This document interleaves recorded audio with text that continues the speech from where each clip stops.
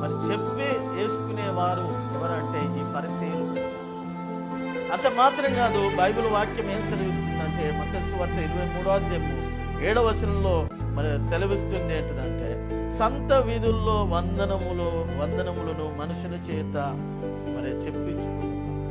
ఎదుటి వ్యక్తి నాకు ప్రైజులాడు చెప్తలేవేంద్రా అని ఈ రీతిగా గద్దించైనా ప్రైజులాడు చెప్పించుకునేవారు. ఎదుటి వ్యక్తి వందనాలు మరి చెప్పాలని మరి ఎక్స్పెక్ట్ చేసేవారు, ఎదురు చూసేవారు ఈ పరిస్థితి. వాళ్ళకి అది ఇష్టం. అంటే ఎదుటి వ్యక్తి నాకు నమస్తే, ఎదుటి వ్యక్తి నన్ను మరి చూసినట్లయితే నన్ను గౌరవించాలని అలాంటి స్వభావం కలిగిన వారు ఎవరంటే పరిచయులని మేము వాటిని మనుషుల చేత మరి బోధకులని మరి పిలిపించుకునేవారు. పిలువురా అని చెప్పేసి నేను